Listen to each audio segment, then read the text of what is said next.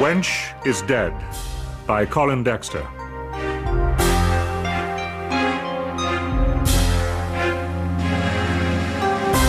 The 1989 winner of the Crime Writers Association Gold Dagger Award for Crime Novel of the Year. Dramatized for radio by Guy Meredith, with John Shrapnel as Inspector Morse and Robert Glenister as Sergeant Lewis.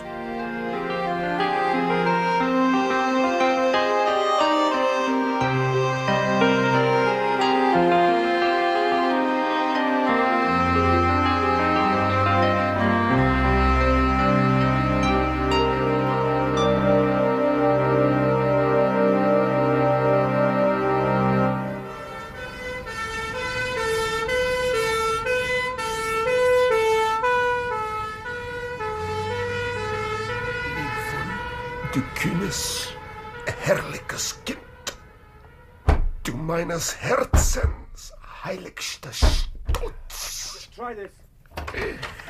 Lieb wohl. Sir? Sir? Lieb wohl. Sir, can you hear me? What day is it, Lewis? Oh, God. Look, get him on a stretcher and down the Radcliffe. Quick. No, wait a Come on, lads, quickly. Wait a minute. Wait. Come on. Oh, all right, sir. All right.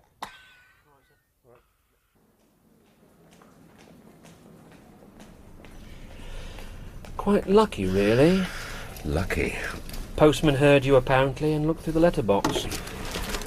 Morse. Mr. E. Yes. A few questions, if you're up to it, Mr. Morse. Kidney bowl there, in case you... Look, what's happened to me? Well, you wouldn't have to be Sherlock Holmes to diagnose some fairly radical tummy trouble. Heavy drinker, are you? Certainly not. How many pints a week, would you say? A week? I see. And spirits? Odd drop of scotch. So, a bottle would last you... Depends on the size of the bottle. Look, what is the matter with me?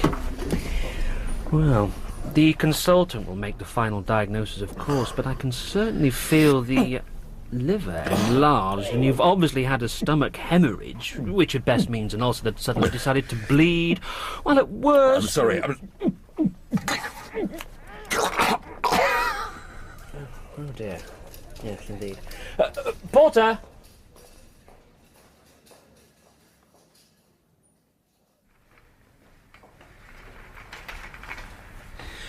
Keep an eye on him. Any change will ship him into intensive care. Just as you say, Doctor. He'll be in 7C for now. I can't quite make it out. Concentrate, girl. It seems to be only every 30 seconds. Should I call the doctor? Leave him be. If my ministering isn't good enough...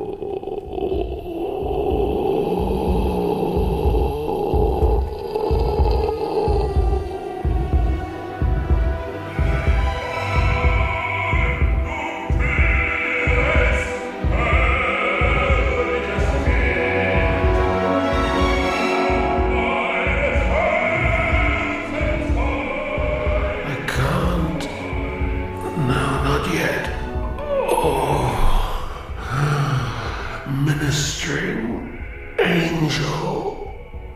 Oh, nurse. Sister.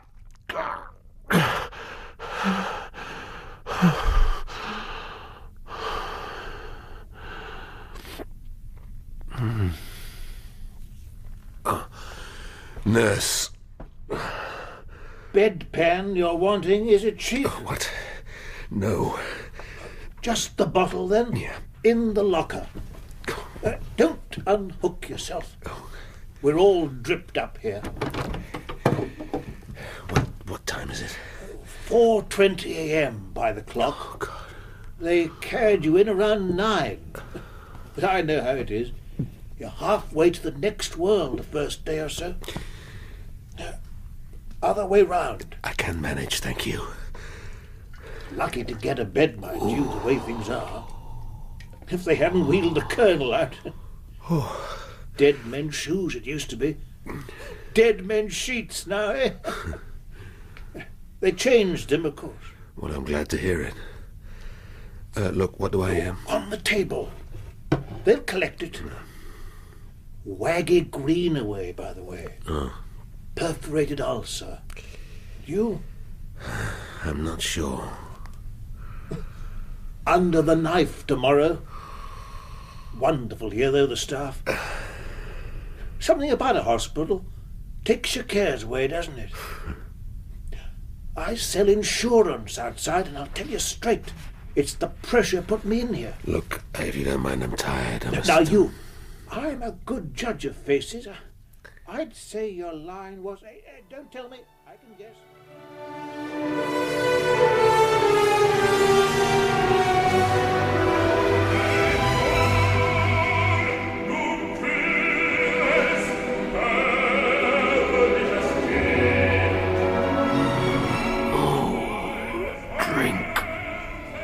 Drink.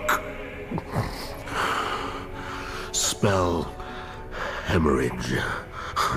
Sir Jomford Chambers. Chamber pots. Ministering angel. There's a clue there. Inspector Morse, after a lengthy career marked by ingenuity of... Clue. Not overdue. Think of the clue. 5, 2, 5. Solve that, Morse. One of the few members of the constabulary to be a quarter finalist in the Times crossword. No. Solve it. Respected rather than well-liked by his colleagues at the Oxford. No glad fate he contrived. Yes, that's more like it. Was unmarried and leaves no surviving relatives. 5, 2, 5. Angel of death. What? No, it's not fair. I've solved it. I can't. I won't go.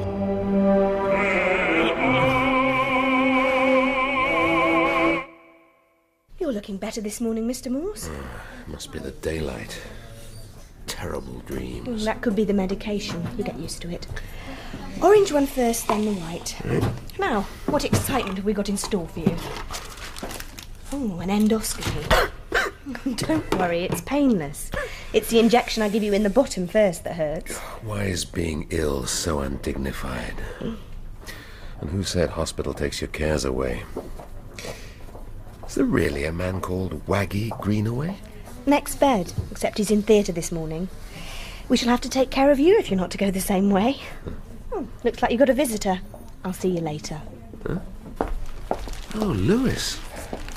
How did you find me? Well, in the first place, I'm a detective, sir. And the second, I came in with you. Don't you remember? Well, the last thing I recall is listening to Wotan's Farewell on the record player, feeling a tremendous pain down below and trying to make it to the toilet. And what do they say is the trouble? Being held pending charges. But it seems they're not too happy with my alcohol intake. Oh, in that case... What do you got in the bag, Lewis? Well, nothing. Well, a bottle of lemon barley water. The missus thought it might cheer you up. Well, that's very kind of her. You tell her I'd rather have that than a whole crate of whiskey. Really, sir? No, but pass on the message. What else? Book. It's been knocking around the house a bit, and I thought you might... The Age of Steam. The Victorians and their railways. Well, if I had a coffee table, Liz, it would have pride of place. Anything else? Well, we did have a quick whip round the lads in CID and... What's this? What? Lemon barley water. There are regulations in this hospital as to what visitors may and may not bring in. You'll find a copy of them posted outside the ward. Your friend here is still very poorly, and whatever you in your wisdom think may do him good may not. I shall remove this bottle, and if you're minded to bring in any other little gifts, please report them to me first. Who was that? Sister McLean, Seems to be a sort of Calvinistic Thatcherite. It doesn't have to be quite so sharp, though, does she? Forget it, Lewis. Probably disappointed in her love life or something. What else is in the bag? I think, under the Look, circumstances... Lewis, my stomach may be out of order, but there is nothing wrong with my brain. If the lads at the station had a whip round... Well, sir, not until it's official. If I just pass it under the bedclothes... Now, this wouldn't be bells, would it? It would, sir. Well, I shall dwell on the prospect with pleasure, Lewis. Here, in the locker, before it's spotted. Well, seems to be the end of visiting time. Yes. Good of you to come in, you know. Well, it's nice to see you, sir. Don't mind saying you gave me a fright yesterday. We're all looking forward to having you back at the station. Really? Have I had a sudden access of popularity? Well... Look, was that bottle the result of a whip round, or did you buy it yourself? Truth is, sir, I didn't have a chance to get round to the others, but the superintendent did say... Yes, I bet he did. The sooner I can get back, the better, is that it? Well, you ask him from me, Lewis, if he's ever thought about dying. Would that be a suggestion, sir? Yeah, you're right. I'm losing my sense of humour. I never could stand hospitals, even visiting. Look, I'd be happy to see you again, whenever you can make it. Wedding anniversary tomorrow, but Wednesday, I promise. Spirits up, sir, as it were. Spirits up. But for how long? They'll never tell you anything. Oh, bloody medication. What is it? They never tell you a bloody thing. Look at that, Lewis. Best pint this side of Banbury. Clear as a bell. A head like Atlantic breakers. It's a shame to drink it. Almost. Ooh, that's beautiful. How's your St. Clements? Just the thing if you're driving, sir. Will we be... What, staying here long? Well, I would have thought another one, wouldn't you? Sharpens the cerebral processes. Taken in moderation. Can't do you any harm. So, if we consider the external appearance of the patient, we can make certain observations. Middle-aged, yes. Could happily lose a couple of stone, without doubt. Right, let's get on to the results of the endoscopy. Can any of you budding surgeons tell me what they signify? Came the answer, no reply. Shall we try something a little simpler? Does anybody know what an endoscopy is? It's from the Greek. Endon within, scopain to examine. Very good, Mr. Morse. Thank you. I didn't realize we had a scholar amongst us. Well, from the way you were talking, I don't think you realized you had a person amongst you. All right, class dismissed. I'm sure you have other duties to attend to. I shall have a word with Mr. Morse ad hominem. Mind if I sit down, Mr. Morse? Go ahead. Still painful, is it? The old gut? Look, if you're here to bully me... That's exactly what I'm here to do, Mr. Morse. You have a perforated ulcer.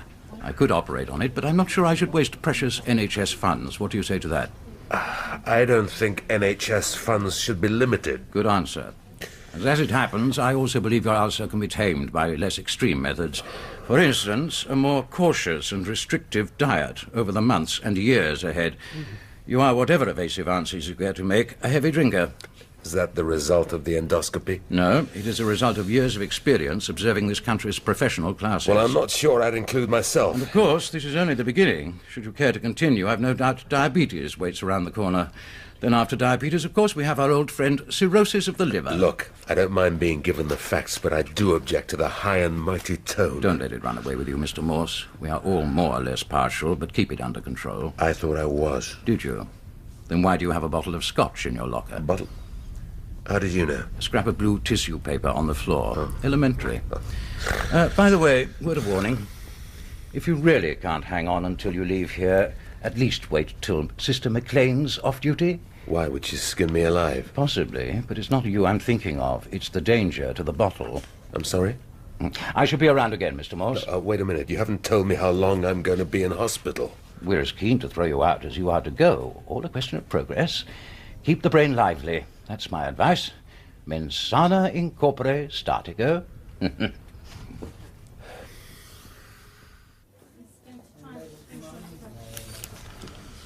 Just one more to go. 6 letters. Bradman's famous duck. Donald. That's very nice. That's it till tomorrow. Now, what is this soup? Oxtail. Eh? Oxtail soup. God. Delicious, isn't it? Never used to like it, but when you've been on the old nil by mouth... I'm sorry, yes, I should have asked you. How are you feeling? Oh, never better. Nothing like a brush with a scalpel to sharpen your appetite for life. They say I'll be able to catch up with EastEnders next week. All worth it then, really, wasn't it? Have a little gloat on the nurses in the meantime. That Fiona's a cracker, isn't she? Is that her name? Yeah, she seems a nice girl. Still, I'm a happily married man. Nothing like the consolations of a family, eh? Daughters coming in this evening. Can't always get away. Work shifts in the Bodleian. She's a librarian. Done very well for herself. Not the books are exactly my thing, but the statistics she could give you on that place make your mind boggle. Well, I'll remember that when it next needs boggling. Now, if you'll excuse me, I think the archers The are just Colonel about to... now. He was a bookman as well. Not just reading either. Writing. As a hobby, you know. Plug the headphones in first. Gave me a copy of one before it popped off. Can't say I've managed more than the first page or so, but... It's all bloody pop music. Channel 6 you want. Look, I wouldn't care to have a glance at it, would you? Colonel's book. Feel I owe it to the old boy's memory. Someone ought to read it. Not very long, and if you're the literary type... What? Yes, thanks. I'll flick through it later. If it's any better than the Age of Steam.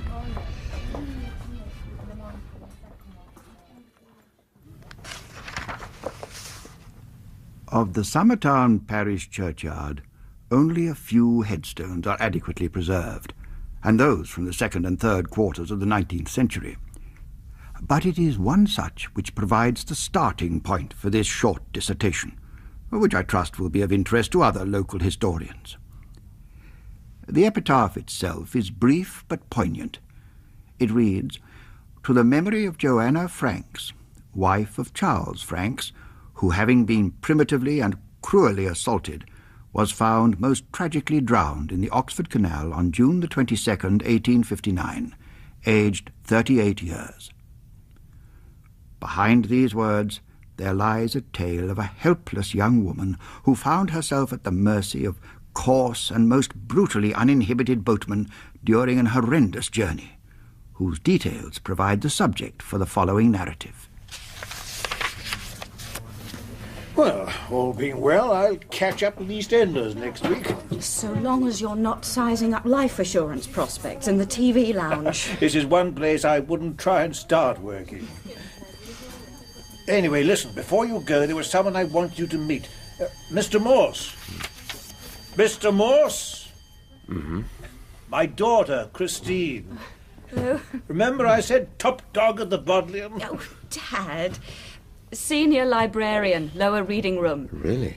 Well, when I was there, the librarians were... Oh, you were at the university, Mr. Morse? Yes, and the librarians were certainly... Older, I bet.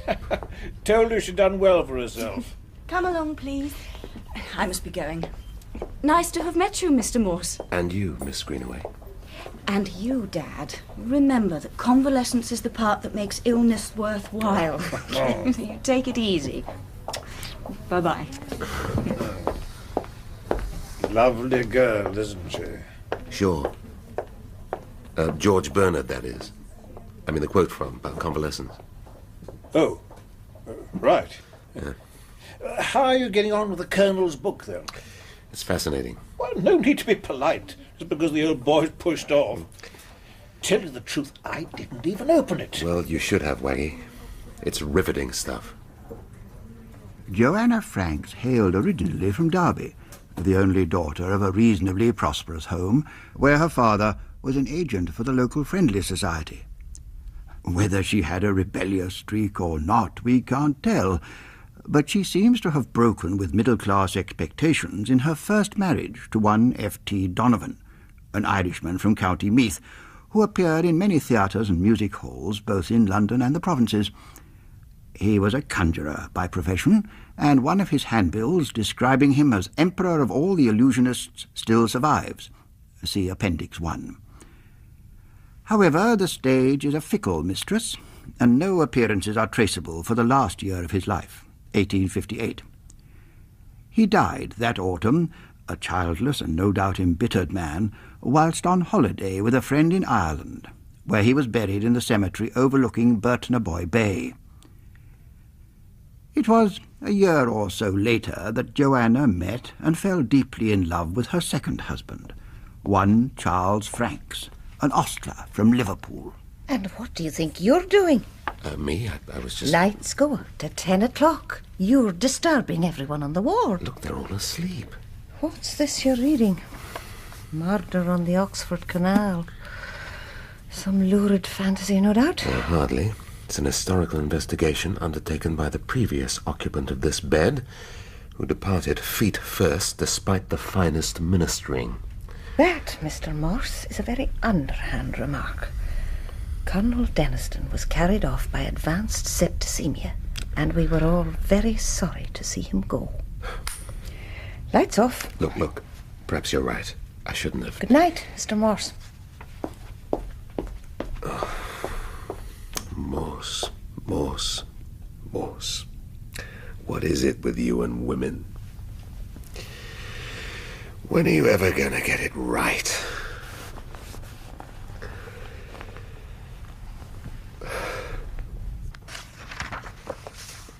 Like her first, Joanna's second marriage appears to have been a happy one, in spite of the fact that times were still hard and money still scarce. She found employment as a dressmaker and designer's model in Liverpool, but Franks himself was less successful, and finally decided to try his luck in London. He was almost immediately engaged as an ostler at the George and Dragon Inn on the Edgware Road, and in May of 1859 he sent his wife a guinea and begged her to join him. Morning check. It was on Saturday, June the 11th, that the petite and attractive figure of Joanna Franks bought her ticket for the narrowboat Barbara Bray, the sole fare-paying passenger, en route for the capital. Mr. Morse, your morning checkup. Oh, yeah. I'm sorry. I was quite engrossed. Wish I had time to read. You're not working day and night. Sometimes seems like it. And then at home. But don't tell me you've got a family. You're too young for that. Anyway, you're not married. No ring, you mean? Is that what you're trained to spot in the police? Temperature? Well, Appearances can be deceptive, Mr. Morse. I should have thought a detective would know that. Besides which, what you need to concentrate on is getting better. I'm not trying to... Nodded through customs anyway. Customs? That's Sister McLean. One get well card from your secretary, one tube of mint-flavoured toothpaste from the missus, both undeclared. Set your stamp on the ward, have you, sir? Well, I wouldn't say that, but I did have words with Sister last night. Hurts to admit it, but I think I was in the wrong. Good Lord, sir. Hospital life has made its mark on you. Less sarcasm, please, Lewis. I'm an invalid, remember? Is there anything I can bring you from the outside world next time I come? Well, there is, as a matter of fact, Lewis. A map of the British Isles. A map of the British Isles, sir? Yeah, the outside world in miniature. Oh, and if you've got a spare moment, you might find an address for me. Colonel Dexter, or widow of same. No hurry. Next time you're in, it'll be fine.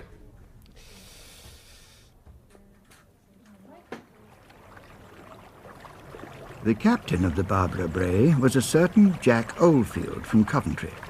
According to later testimony, a basically good-natured sort of fellow, though of a blunt, blustery type of address. The fellow members of the crew were Alfred Musson and a teenage lad, Thomas Wooten. The facts of the journey, which was to prove so tragic for Joanna Franks, can be reconstructed from Canal Company registers and, importantly, from evidence given at the subsequent trial at Oxford Assizes. We may imagine, for instance, the embarkation. There you go. I've never been on a boat before, not outside the rowing lake at Sefton Park. You'll get used to it. Not often we take passengers, neither. These are your quarters. Oh. Cramped, I know, but we're full up with cargo. What you carrying? Spirit. Whiskey. Come along with those travelling boxes, boy. Here you are, miss. Where shall I stow 'em? Oh, wherever they fit, I should think. Here's a penny for you. I'm afraid I can't be more generous. I hope I shall have enough for eating along the way. Water sidings is cheap normally, if you sup with us. Apart from that, you'll be left alone. So far as possible on a boat this size. Oh, well, I'm prepared to be sociable, if we are to be together for the best part of a week. Ready to cast off, Mr. Oldfield? Go ahead then, Musson, and prod that horse. We'll need to make pace if we're to reach Hawkesbury Junction by Monday night. Yeah.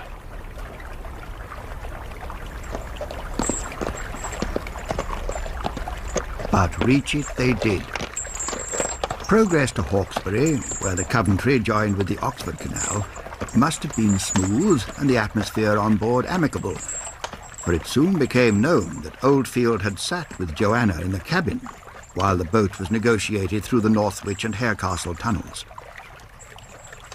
However, from the time the Barbara Bray reached the lonely locks of Knapton Junction, with Oxford still some 50 miles distant, the story changes dramatically. What exactly, we must ask, took place on that last fatal stretch to the triangular basin of Duke's Cut, from which Joanna's body was shortly to be hauled?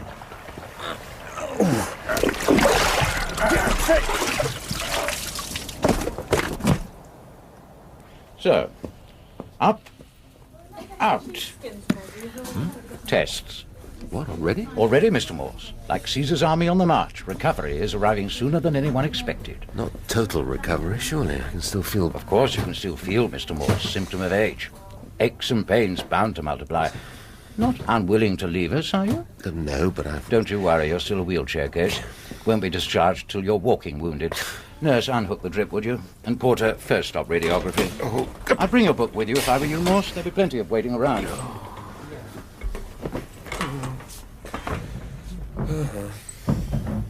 But let us leave that fateful journey for the moment and turn to the trial. There were 3 indictments against the men. The wilful murder of Joanna Franks by throwing her into the canal, rape upon the said woman, and the stealing of various articles. Wotton the boy was not named in the final indictment, and Musson and Oldfield pleaded not guilty to the charges, of which that of rape was soon dropped for lack of evidence. Nonetheless, the obvious brutality of Joanna's death attracted a hostile crowd to the courtroom.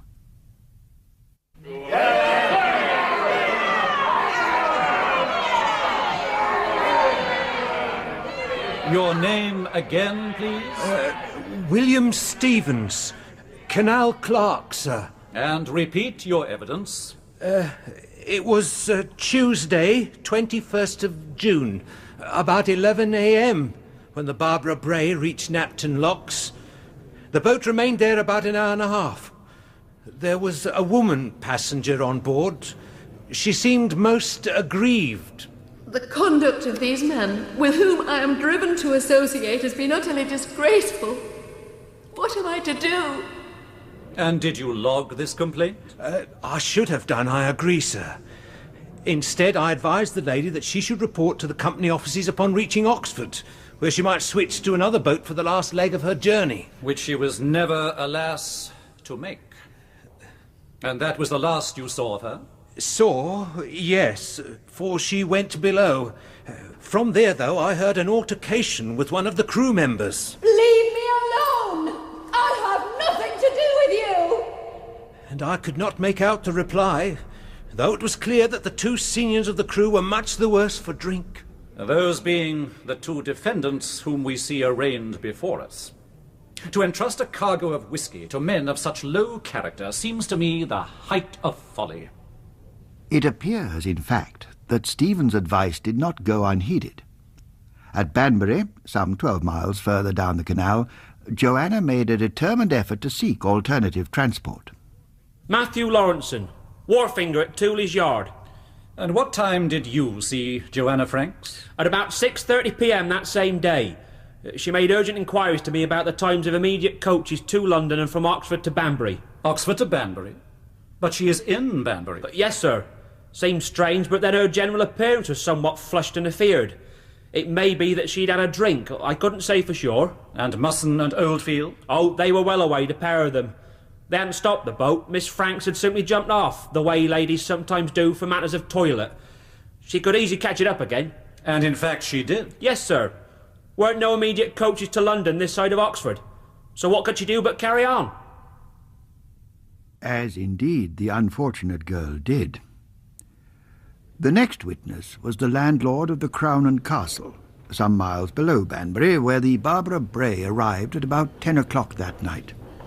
She hurried in and confessed she was so frightened of the lecherous drunkards on board that she was determined to walk the towpath and take her chances with footpad and cutpurses. And what was your reply? I offered her a glass of stout for her composure, but she declined it. Then in came Oldfield and Musson, drunk as lords.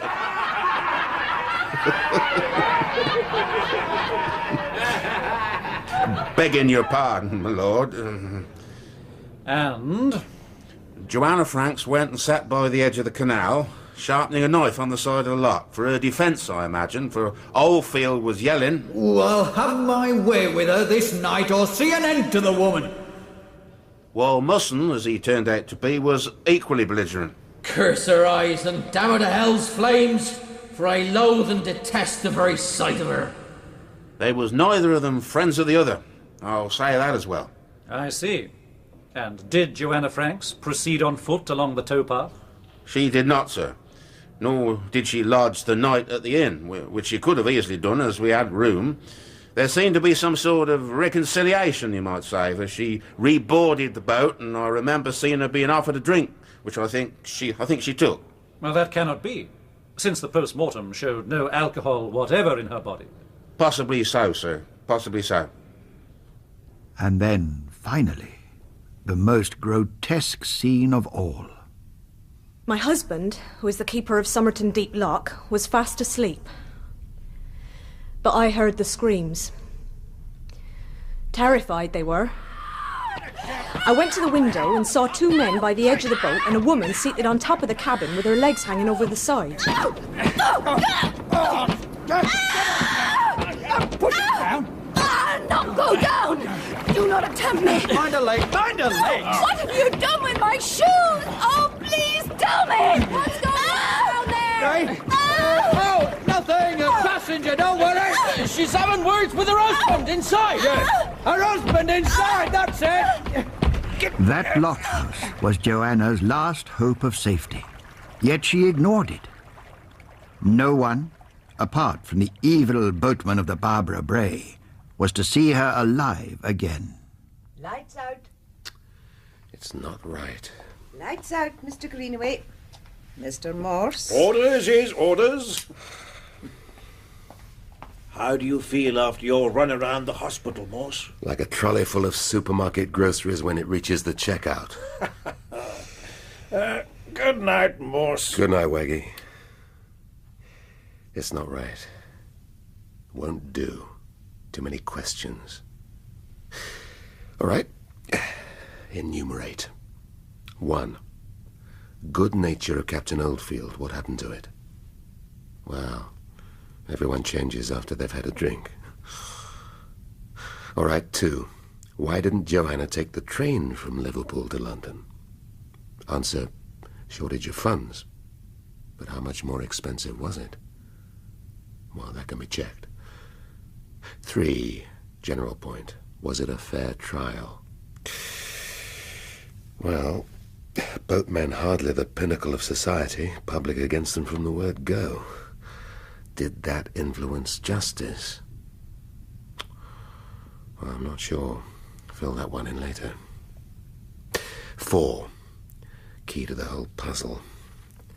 Why Joanna's continued presence on the boat? Could it be? No, don't pencil anything in yet. 2 chapters of the book still to go. Anything else? Yeah. 5. Had she or had she not had a drink? Is it important? Imagine a whole barge load of whiskey. Ooh, temptation. Well, there's a single bottle in the cupboard. I shouldn't, but sharpens the cerebral processes. Glass sitting handy. Sister not around. Go on then, Morse. Oh, careful. Stealth the watchword. Now.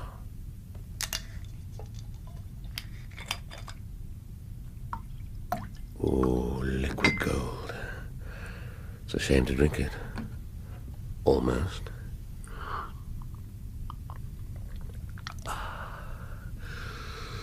Oh, almost feel the brain cells going into action.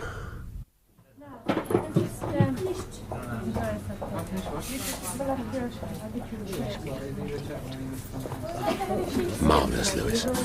Sir? You'll miss it. Marvellous. Almost prescient. I see, sir. I'd never actually thought of her in that way. Yeah, the age of steam. Turned out to be just what I needed. Well, part of what I needed, anyway. Really, sir? I'm not quite sure look, quite... It's right here. Third-class rail fare, Liverpool to London, 19 shillings and sixpence. She could have afforded it. Who could, sir? Joanna Franks. She was sent to Guinea. She could have afforded it. Yes, sir. What sort of drugs have they got you on here, sir? I'm sorry, Lewis? Well, you seem to be jumping around a bit. Are you feeling all right? I'm feeling much better, Lewis, much better. Something to occupy the mind, that's it. No, then, was I expecting you today? Oh, no, sir. But there's another crash victim from the A34 in intensive care, and I thought, as I picked up a map of the British Isles, I'd take the opportunity That's to... most kind, Lewis. Most kind. I'd almost forgotten that. Oh, Lewis. Now, you see that woman by the next bed? Yes, sir. What do you make of her? Oh, early 30s, attractive. Difficult to tell sitting down, but she's probably 5 foot... She's a librarian, Lewis. Would you credit her? Well, I don't know. At the Bodley. Huge repository of information, and I need a word with her. I see, sir. Would you like me to serve a warrant? Well, a tap on the shoulder should do fine, I would have thought, Sergeant. Quite, sir. I suppose you couldn't get out of... It's difficult to get out of bed, Lewis. It's very hard work. Right, sir, of course. Anything else? Oh, this Colonel Denniston fellow, I Colonel can wait. The Colonel is waiting eternally, but I must speak to that woman before the end of visiting time. Very well, sir. Then if you'll excuse me... That's what I'm trying to do, Lewis. Go on. Now then, map of the British Isles. What's that for? Oh, yes, yes, of course. Ireland. Now, let's see.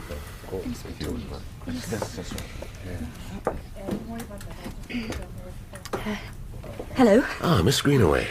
Look, sorry to drag you away from your father, but... Yes? I was wondering, it's a bit of a cheat not knowing you, but given that you work in the Bodleian, I was... You'd like me to look something up for you? How'd you guess?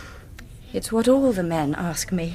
Oh, well, 'tis actually very impertinent, I know, but probably very busy, but... I am, but I'm busy being a librarian, which includes helping people find information. Now, what is it you want? Well, I'm afraid it's rather vague, but, Yes? What is it? Mr. Morse? Nurse, sister! No, it's all right, please. It's all right, don't. What's the matter? Where's the pain? It's my stomach. Something I drank last night. I shouldn't have done. Drank? You're sweating. No. There. It's gone. It's past. What was it? It's my own fault. It's the wages of sin. Now, what was I saying? You were vague about the information you needed. Look, are you quite sure? I'm fine, yes. Yes, it's, well, it's to do with coach timetables in the mid-19th century.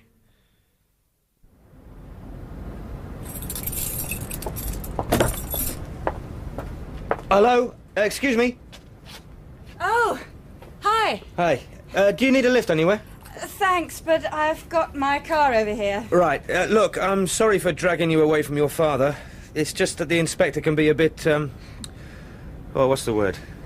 Imperious? Yeah, probably. Even when he's off duty. And you don't get much more off duty than this, do you? He doesn't look like a policeman somehow. And what do policemen look like?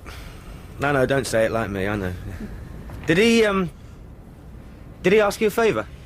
Wants me to do some research for him. Right. Well, I know it's a bit of a cheek. That's what he said. But you'll do it, will you? I mean, I don't know what he's got his teeth into, but it means a lot to him, keeping his brain going. If you think of it as a favour... I'll think of it as a pleasure. I rather like the look of your Inspector Morse. This bed here. Be careful now. It's not a sack of potatoes. That's it. There. You'll be all right now. You're in good hands. Sleep if you can. Away with you. You'll need that towel, I swear.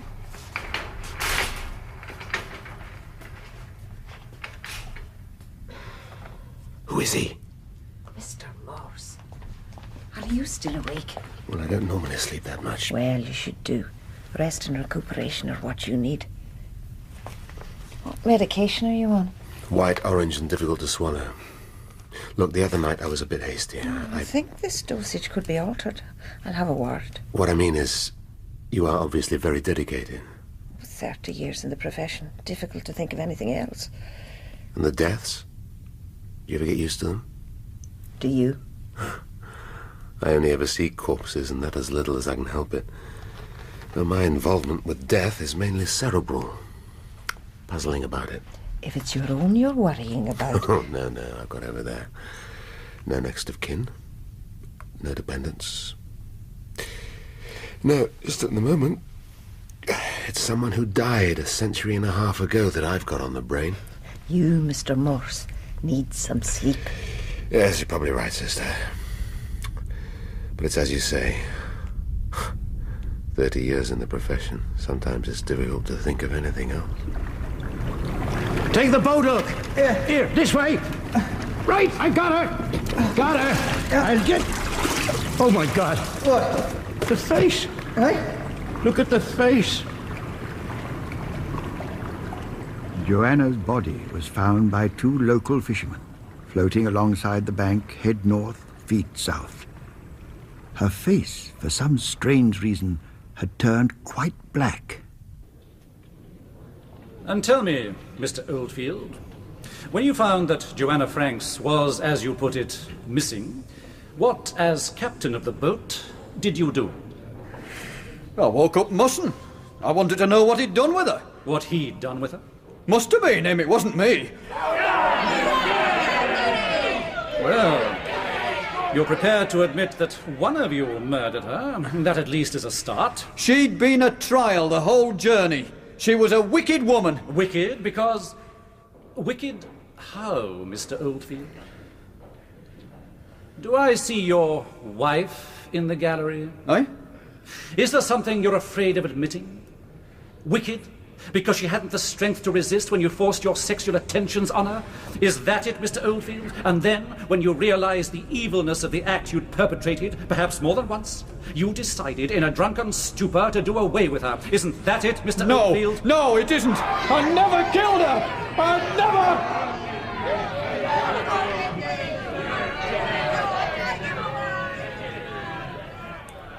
And then what happened, Musson, according to your version? Well, when the boy said she'd been gone for a couple of hours, we went looking for her, along the bank. Along the bank? In the dark, that would be. Well, it can be a dangerous place. We were agitated. You were agitated, and it can be a dangerous place. Never were truer words spoken. And did anybody see the two of you during your nocturnal perambulation along the canal bank? There was someone, yes. A man passed us, around 4 it was, and we asked him had he seen a woman walking. And his reply was? He made no reply, simply shook his head and passed on. A phantom of the night, it appears, just as this whole search for Joanna Franks was a sham. A sham, Musson, because you had already killed her. No! Either you alone, as Mr. Oldfield maintains, or the two of you together. You had killed her either by blows or by holding her head under the water as she writhed in agony, and then dumped her body without a hint of remorse in the canal. No!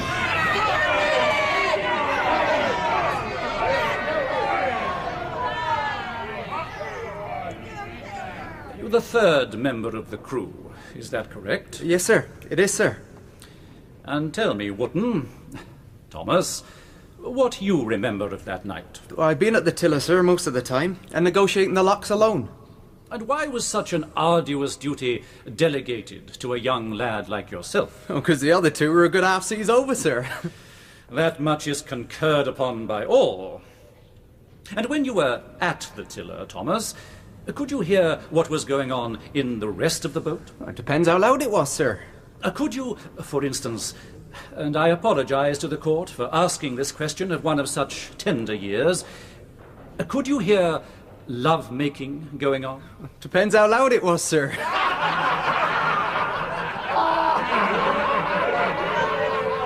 Let me be more direct. Did you hear sexual activity that very night? I did, sir. Shortly after we'd left Summit in Deep Lock. I see. And was the aggressor in that activity Oldfield, or was it Musson? Well, that I couldn't say, sir. Very well. And after this unspecific activity, what happened? Well, Miss Franks came on deck, sir, and said she would walk the towpath where all the way to Oxford. Did she? And she never afterwards returned to the boat? Not that I saw, sir, no. Though it would be possible to slip aboard again in the dark. Possible to slip aboard, or possible to slip off. Isn't that right? Well, I suppose. Because that is the final piece in the jigsaw. After Joanna left the boat, Oldfield, or Musson, or both, secretly followed her, did away with the poor woman, and then returned to feign sleep until they were awoken by this weary lad some 2 hours later, at which point they shamelessly expressed agitation that their passenger was missing, and went off pretending to look for her.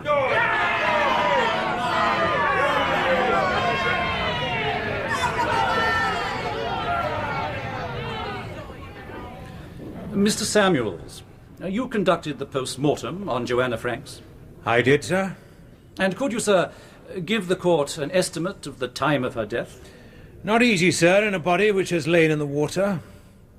Sometime that previous night, certainly, and from the discoloration of the face, earlier rather than later. And the cause of death? Again, difficult to say.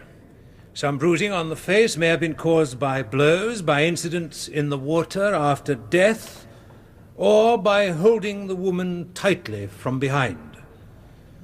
On the whole, sir, I think the most likely cause was forcible drowning. Forcible drowning? And can you tell me, sir, how the body was dressed when retrieved from the water? To the best of my knowledge, it was fully clothed, apart from bonnet and shoes. And there were no other signs of violence? There was one. The calico undergarment which the woman was wearing had been ripped widely across the front. And we have the very garment.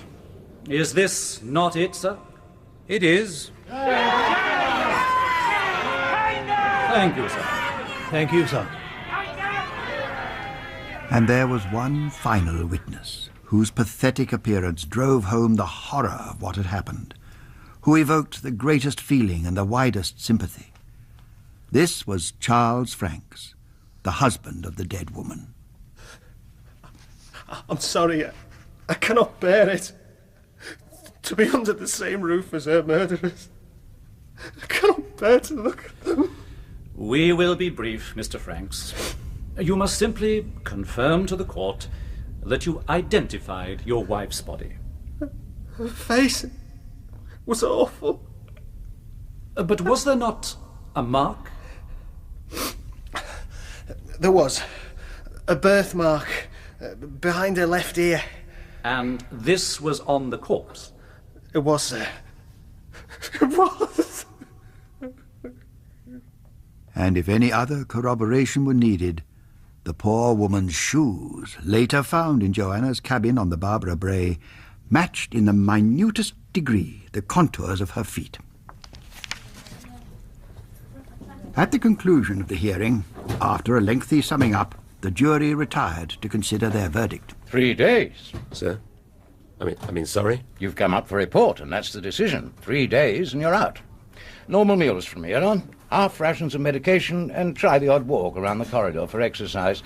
Sister McLean tells me you're all but a well man. Does she? And Sister McLean is a real expert, believe me.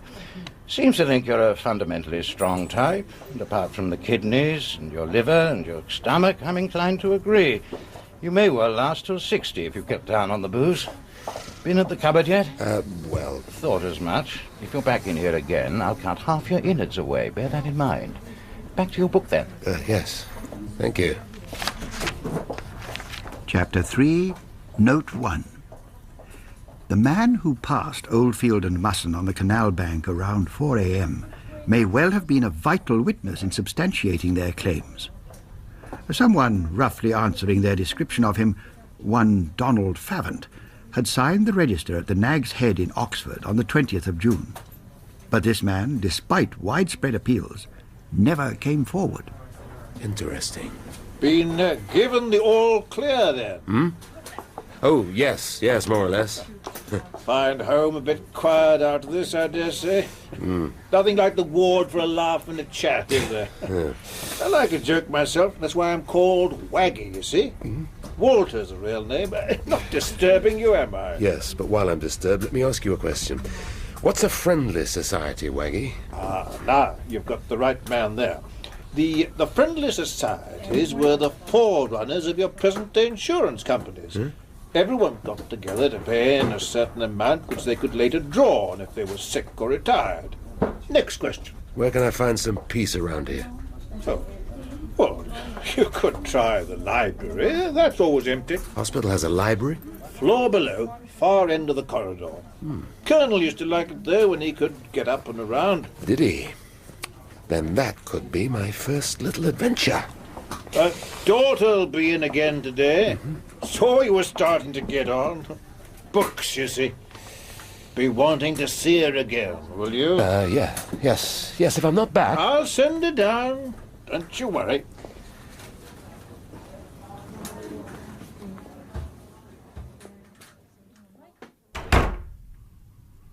Silence. Long time since I've heard that. Now, let's see. Collected works of Georgette Heyer. Robert Ludlum, ad lib. Well, ad librium. What did the Colonel want here? Same as me, no doubt. Tranquility for the questioning mind. But in his case, not quite questioning enough, was it, Colonel? Too many prejudgments. Nice bit of research work, granted, on the trial documents and so on, but you've got to stand back. Take the synoptic view. Synoptic? Overall. Was there a miscarriage of justice? That's the question. Presumption of innocence seems to have given way to assumption of guilt. Crowds baying for blood.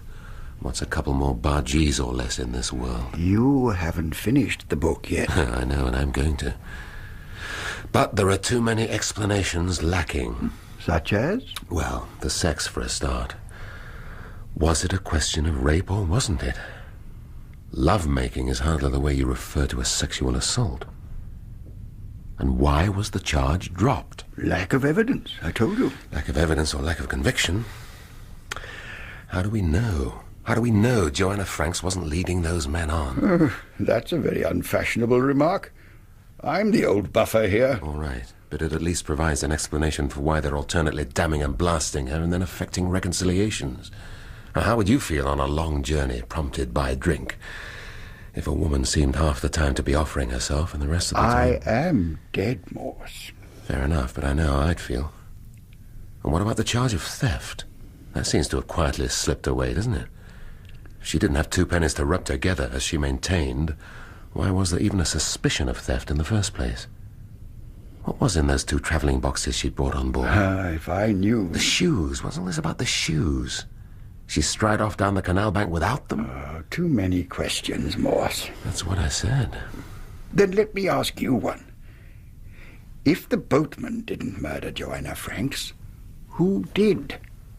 I was a mere researcher. You're a policeman. You should be able to work it out. I know, but I need evidence. Mr. Morse? Oh, hello. Are you... I thought I heard... Oh, I was talking to myself. Bad habit. Did your father... Said you'd be down here. Yeah. Yes. That's quite a contrast to the Bodleian, isn't it? That information you wanted. You found it? Yes, here. From the book, Victorian Banbury. By about 1850, coach routes from Banbury to London had been more or less abandoned. Ah, so that much is true. However, coaches as far as Oxford were plentiful, as a result of the rail link between that city and London. And coaches back from Oxford as well, presumably? Yes. Yes, I have it here. A total of 12 coaches made the return journey through the day and late into the night. So she could have escaped at least as far as Oxford. Well, at the same time... Sorry? No, I'm sorry. Carry on, please. Well, that's about it. From Oxford, you had the choice of the train, or for the poorer classes, another coach, which for 5 shillings deposited you in the Edgware Road. Edgware Road? Somewhere near Marble Arch, I imagine. Is that... That is marvellous. That really is. You've been very kind. Look, I suppose I should explain. Why you need the information? No one in a library ever does. And I'm happy to have been of help. You seem a lot more thoughtful than the usual brand of student we get. Really? You're probably just older, that's all. Not so old. Not old enough to be my father, for instance. Talking of whom, I'd probably better get back upstairs. You have a visitor waiting as well. Your sergeant. Oh, dear. I owe him an apology. Here. You take my arm. Yeah. If you need anything else, any other information, I'll always be glad to help.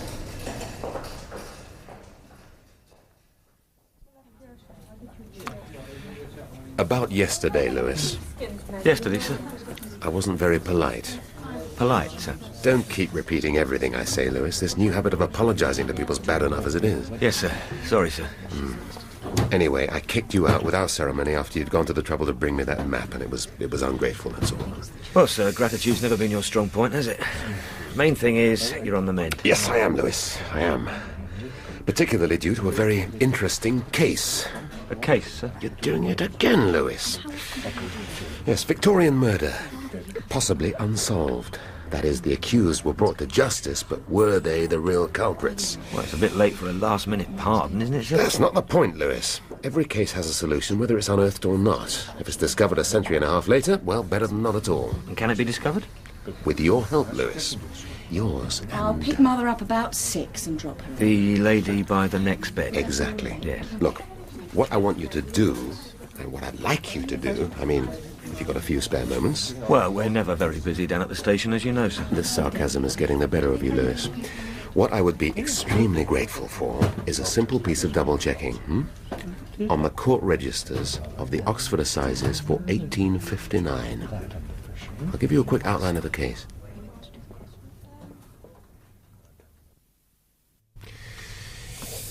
Now then, Colonel. Part 4. A pronounced sentence. Interesting. Oh, yeah. Yes.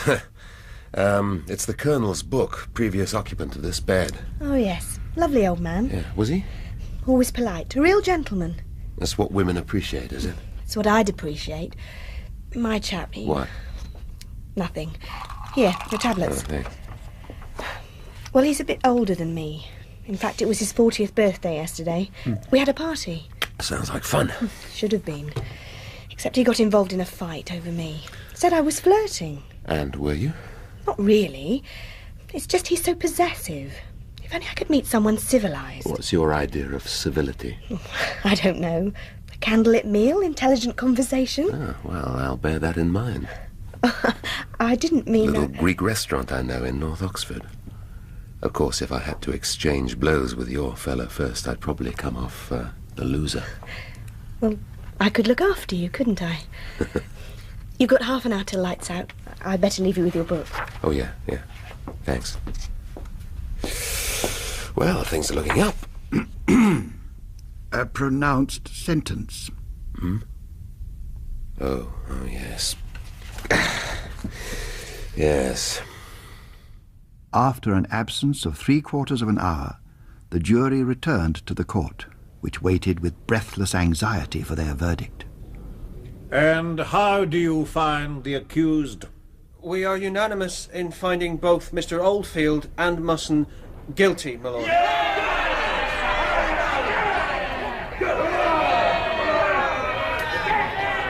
black coif, emblematic of death, was placed on the judge's head, and he proceeded to pass sentence. Jack Oldfield and Alfred Musson, you have been found guilty of the most foul crime of murder. Look not for pardon in this world. You shall be taken whence you came, and from thence to a place of execution. After the trial was over, the two men persisted in maintaining their innocence, but to no avail. Oldfield and Musson were duly hanged in public at Oxford, where, according to newspaper reports, as many as 10,000 people witnessed the macabre spectacle.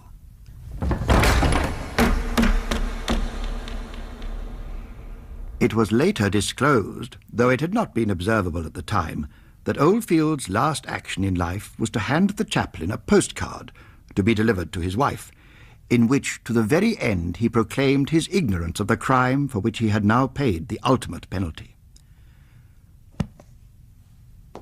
Lights out. Lights out, everyone, please. Note of compassion at the end there, Colonel. Up to you now, Morse.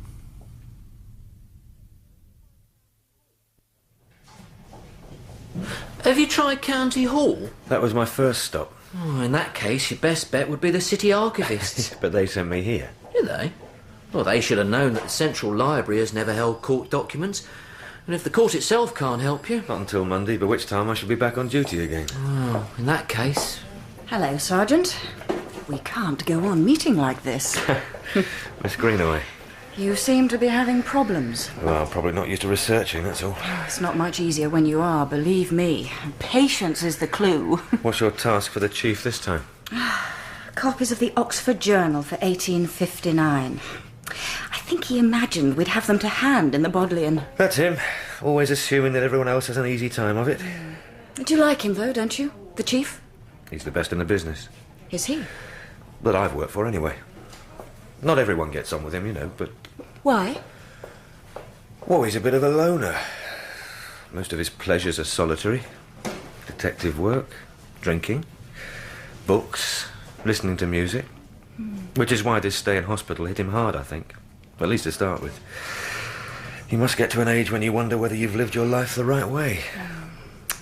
You could say that about most ages, though, couldn't you? Will you be going in tonight to the hospital? I suppose so. If I find anything useful, which seems very doubtful at the moment. Thanks for your help. Oh, yeah. Actually, there is a final thought. You could try St Aldate's police station. They housed quite a lot of records and things during the war. Although they can't be all that helpful to the public, of course. Seems like you're in luck after all, Sergeant.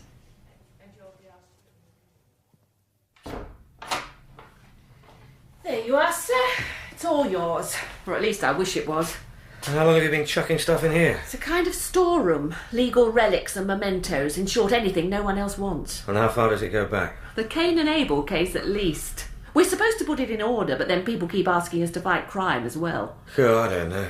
I was expecting a few piles of documents, not something that looks like the aftermath of a warehouse explosion. Sorry about that, sir. Actually, I'm on my lunch break at the moment. Yes, off you go, Constable. I'll have a wade through on my own. You see, I told you she was worth her weight in gold. We don't get to be top dog at the Bodleian for nothing. Dad! Now, if she was as good at finding a husband as she's at digging out facts... Dad, now that's enough. You sound as though you're trying to sell me to Mr. Morse. Well, it's the information, really. Excuse me if I'm out of order. You two chat between yourselves. I dare say there'll be something on the radio. Oh, dear.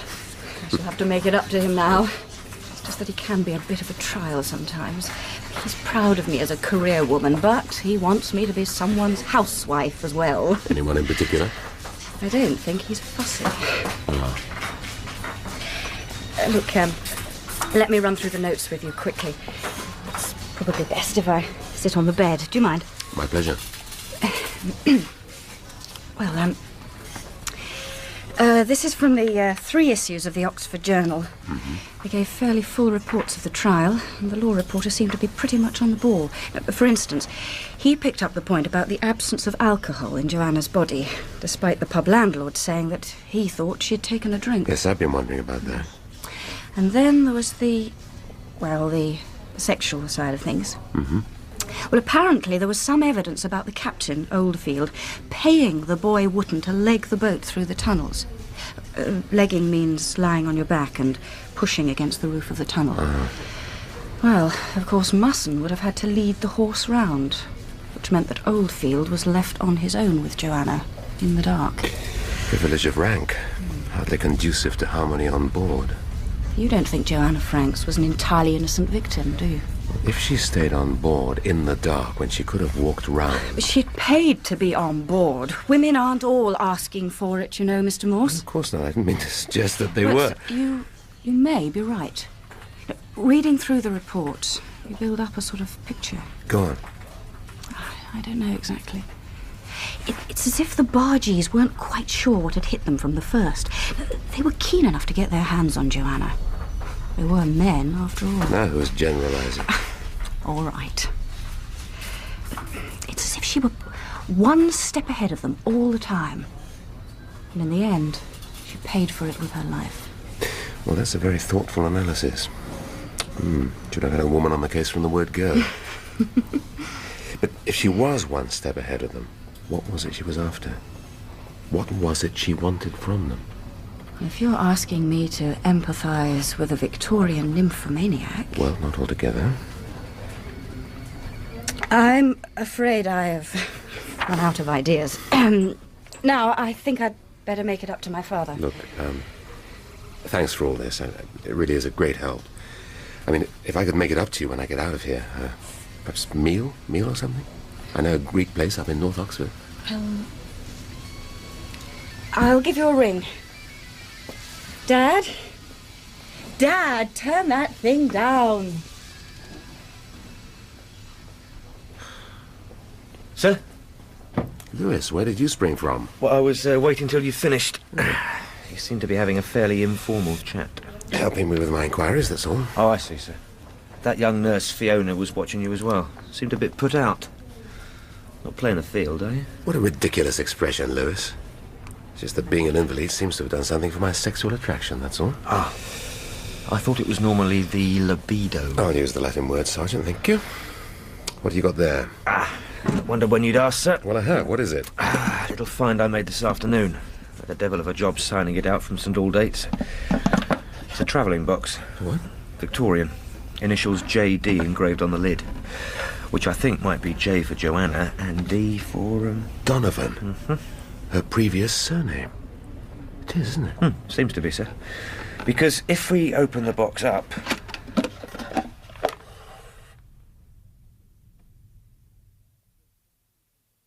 A woman.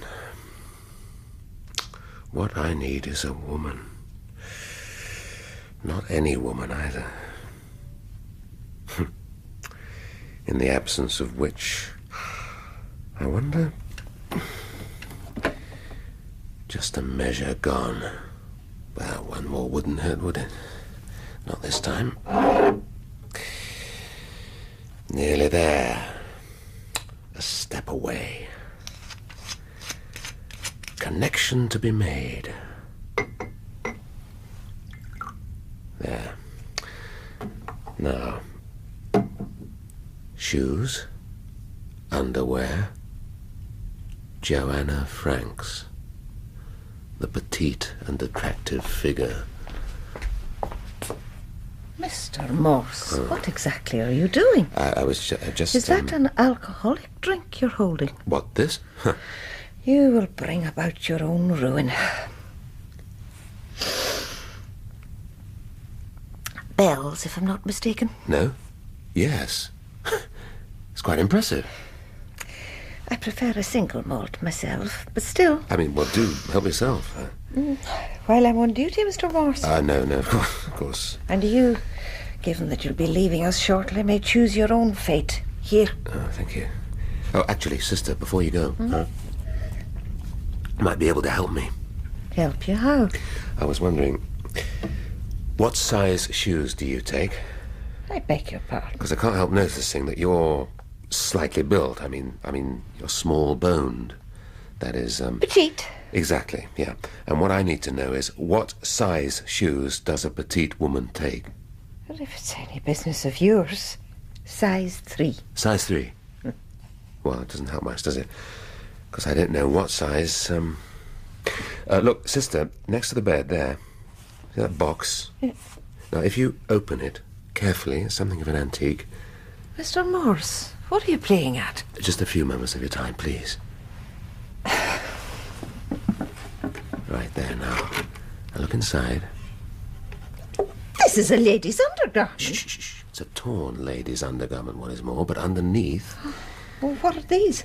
Shoes. Rather shriveled, I'm afraid. I'll have to take that into account. But if you could try them on... Mr. Morse, there's something very strange about your mind. Quite aware of that. I just hope it's intelligence. Please, just put your feet up against them if you prefer. It's all I need to see. Very well. There. Ah. Well, what does that prove? That I'm not Cinderella? Well, you're not one of the ugly sisters either. Oh, thank you. What are they, do you think, size? 4, 5? 5, possibly. Yes. Oh, now, if you've quite finished with me. Everything I need to know. It all begins to fit together. Good night, Mr. Morse. I shall leave you to your perdition. Yes. Yes. Darkness into light. It's like emerging from a canal tunnel. Though not at night. No. Because it happened at night, didn't it? Sometime after midnight. Sometime in the early hours. Miss, you all right? No. Where are you going? I shall leave this boat, and I shall not return.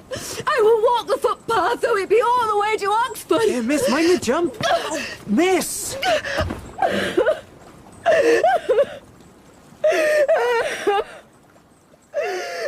And was he already there? Did she have to wait? Or walk a little way, perhaps? Yes, of course. To a clearing.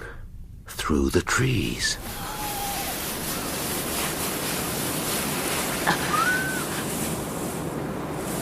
Are you there? Is that you? Frank? Here.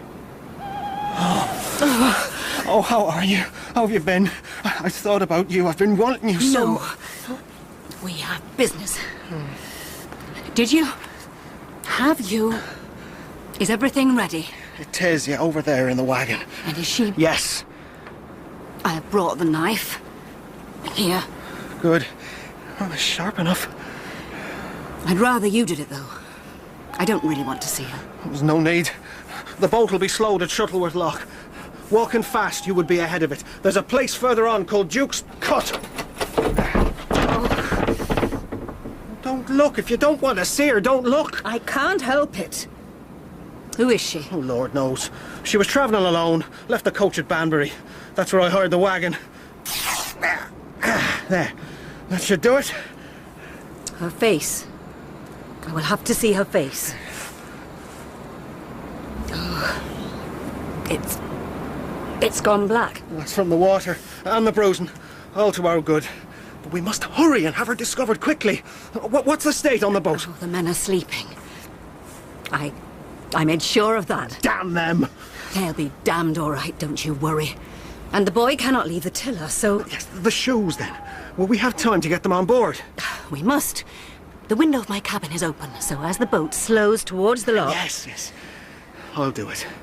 And you must disappear now. You must disappear for good. You are no longer Joanna Franks. She is. But one kiss first. It'll be the last for some while. Oh.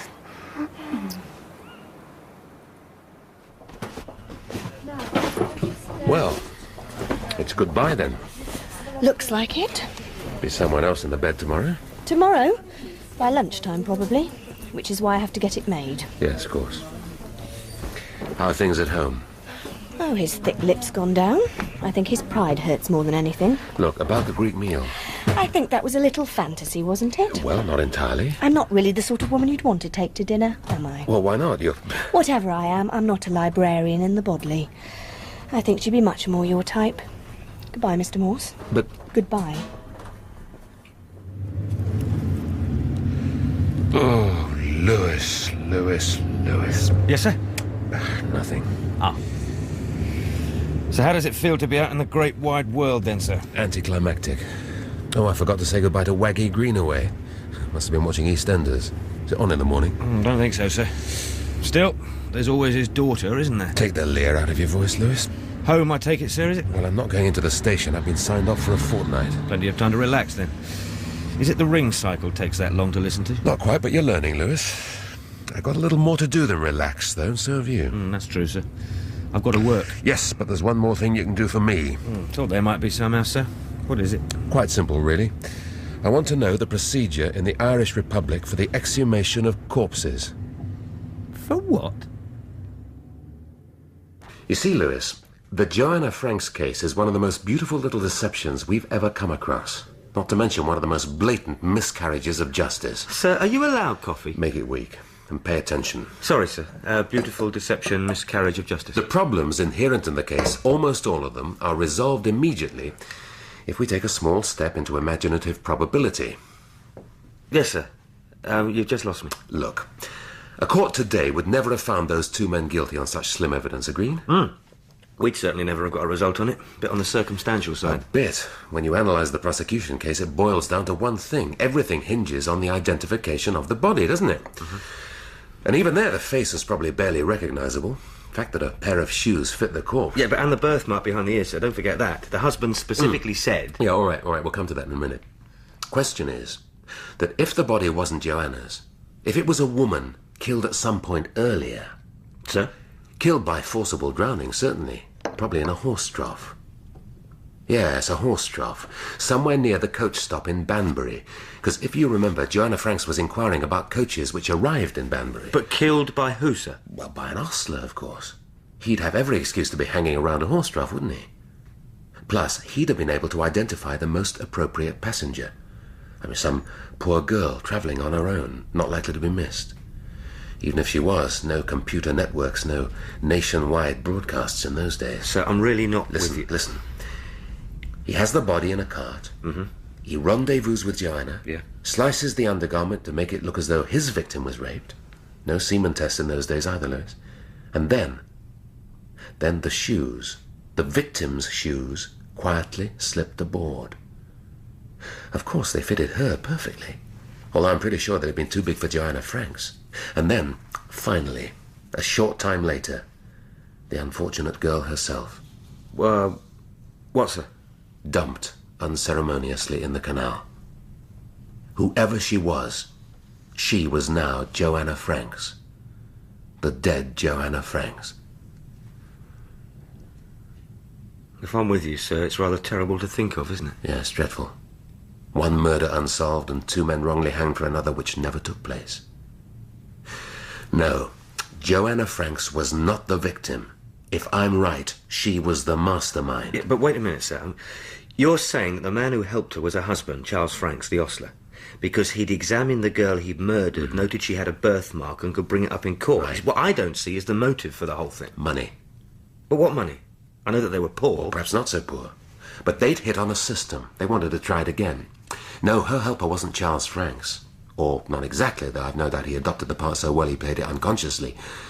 Now, you remember the map you brought me, Lewis? The one I was less than grateful for. Yes, sir. Well, look.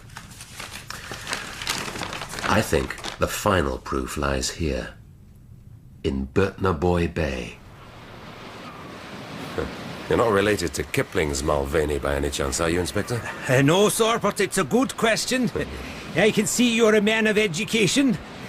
My family are all of the Mulvaneys of Cork, as far back as they go. And father and son in the Garda, though I'm the first to be out of the uniform. Well, it's very good of you to help. Oh, not at all. It's not every day we get to join in an investigation with the British police.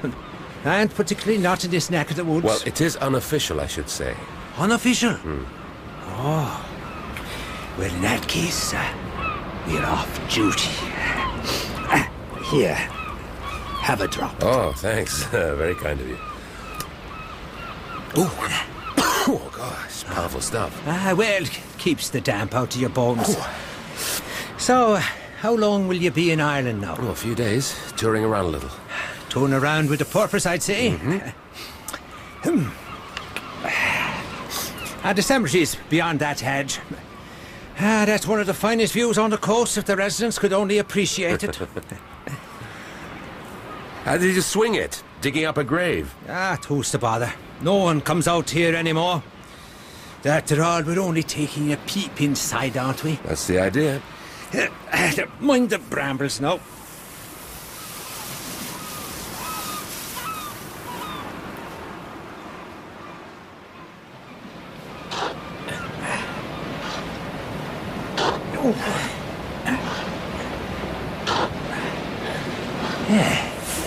Looks like they're nearly done. And who is this F.T. Donovan we're paying a visit to? Then? Emperor of all the illusionists. That's how he described himself. Did he know? How's it going, boys? There's wood, sir. So it is. And beautifully preserved, wouldn't you say, Inspector? It's the peat in the soil, does it? So the body inside should be fresh as a daisy. Like as not, he'll sit up and shake hands with us. Now then, who's to lever the lid? I've a wrench here, sir. Away you go, then. Brace up first, Inspector. Yes, I think I will, thanks. Mind the shit. Well, now, what do you make of that? Perfect condition, sir. So it is. I might take it for the front room. I'm not so sure about the colour, though. What do you say, Inspector? Emperor of all the illusionists. Called and well called. Any man who can change himself into a roll of carpet after death.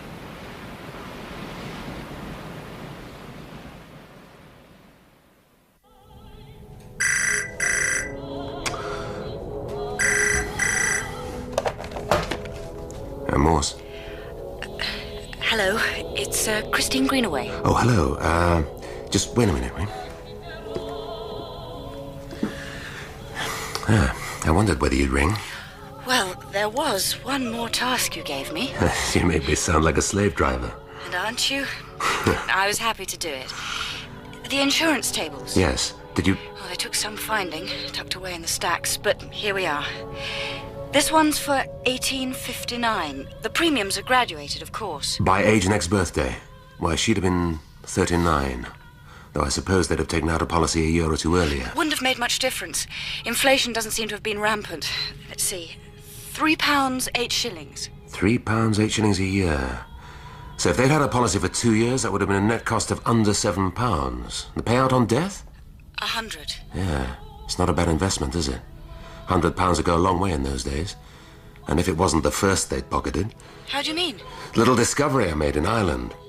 Look, I could fill you in on the whole thing over dinner. Remember the Greek restaurant I mentioned? Bring my holiday snaps along. Well, actually... All right, fair enough. I'll leave the holiday snaps at home. No, it's not that. It's, The thing is, there's someone here. Ah. A man? Yes. Sorry. I couldn't say anything in hospital. My father's rather old-fashioned about living in sin. I see. How is your father, by the way? Fine. Coming out Thursday. I enjoyed working together. If that's what we did. Yes, I think that's what we did. And I enjoyed your company. I have to go. I'll think about you from time to time. Thanks. I'll do the same. The libido or the attraction? Who knows? Still, I got something out of being in hospital. Thank you, Colonel. Thank you profoundly. £100 clear of tax. If they made the same on Donovan's death, might have lasted them a lifetime. Lewis! Yes, sir. Well, sir? What about welcome home, Inspector? Oh, yes, welcome home, sir. Thank you. But was he there? He was not. And I was right. What, the insurance fiddle? Well, Joanna's father was in the business, wasn't he? She must have seen the possibilities early.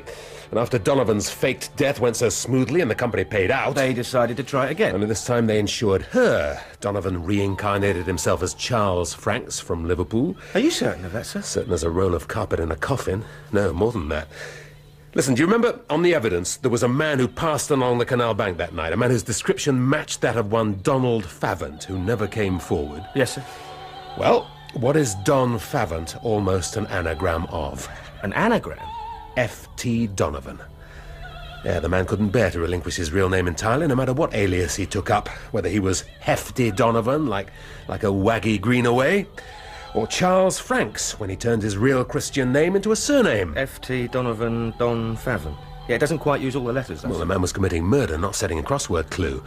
But like so many criminals who use a false identity, he needed to hang on to his real self in some respect. So, Donald Favant, or F.T. Donovan, stayed the night in Oxford after the murder, and then... And then metamorphosed back into Charles Franks, the grieving widower for the trial.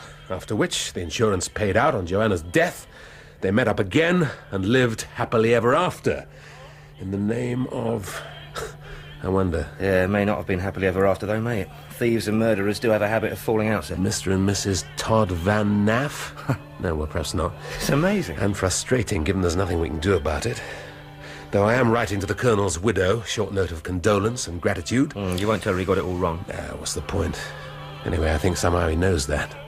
Somehow he's watching us. And you an atheist, sir. Oh, for goodness sake, if this is convalescence. Shall I get it, sir? Take a message? Yeah, would you, Lewis? Now then, let's see. Hello? Yes? No, I'm afraid he's not. He's back soon. But, who's speaking, please? Oh. Oh, yes, I think we met. Hmm? Yes? Yeah. Yes.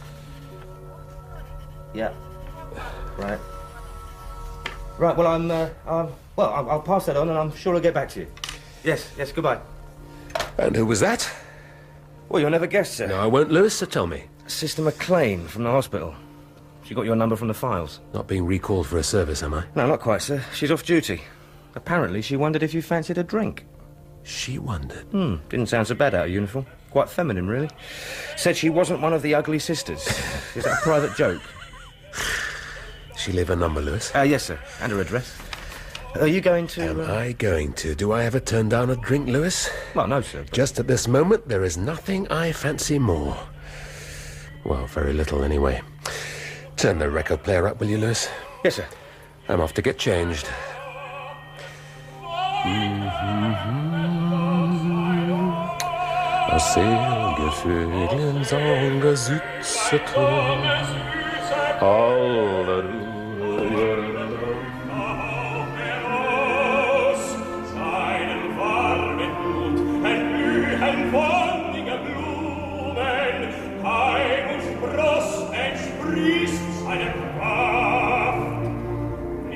The Wench Is Dead by Colin Dexter was dramatised by Guy Meredith. Inspector Morse was played by John Shrapnel and Robert Glenister was Sergeant Lewis.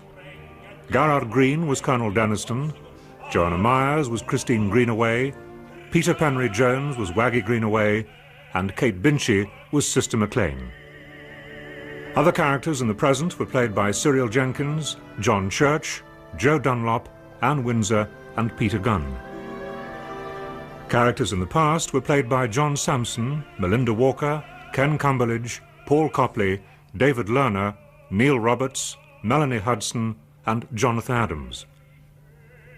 The musical theme was composed and performed by Wilfredo Acosta. The director was Ned Chaillet.